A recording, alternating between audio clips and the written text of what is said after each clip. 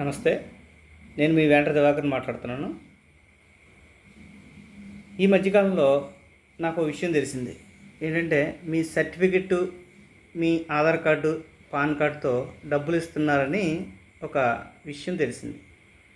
వాస్తవానికి వాళ్ళకి కావాల్సింది ఏంటంటే ఆధార్ కార్డు, పాన్ కార్డు.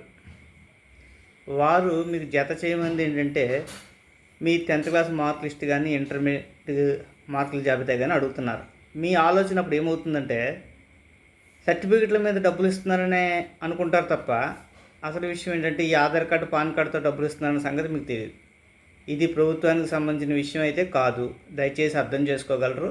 ఇటువంటివి తీసుకునేటప్పుడు, డబ్బులు తీసుకునేటప్పుడు చాలా జాగ్రత్తగా ఆలోచించి తీసుకోండి. మీ యొక్క ఆధార్ కార్డు విలువ కేవలం, పాన్ కార్డు విలువ కేవలం 500, 5,000 కాదు. తర్వాత రేపొద్దున్న అది ఏ యాప్లోనికో లేకపోతే దేనికో అటాచ్ చేస్తే మీరు చెల్లించవలసిన మూల్యం చాలా ఎక్కువగా ఉంటుంది. కాబట్టి అటువంటి వీటికి ఆశపడకండి. ఏదైనా ప్రభుత్వ పరంగా అయితే మాత్రమే వారికి అందించడానికి బ్యాంకులకో లేకపోతే సంబంధిత అధికారులకో అయితే మీరు ఆలోచించాల్సిన లేకపోయినా పర్లేదు. కానీ బయట వ్యక్తికి ఎవరికైనా సరే మీ యొక్క ఆధార్ కార్డు, పాన్ కార్డు ఇటువంటివి ఇచ్చేటప్పుడు చాలా జాగ్రత్తగా ఆలోచించి, 1-2 సార్లు ఆలోచించి ఇవ్వాలి. కనీసం జిరాక్స్ సెంటర్లో కూడా మీకు తెలిసిన జిరాక్స్ సెంటర్లోనే తీసే విధంగా కూడా మీరు ఎప్పటికప్పుడు ఆలోచించేయండి. ఈ డబ్బులు ఇచ్చే విషయం అయితే మాత్రం పూర్తిగా అవాస్తవం. కాబట్టి జాగ్రత్తగా ఉండండి ఫ్రెండ్స్.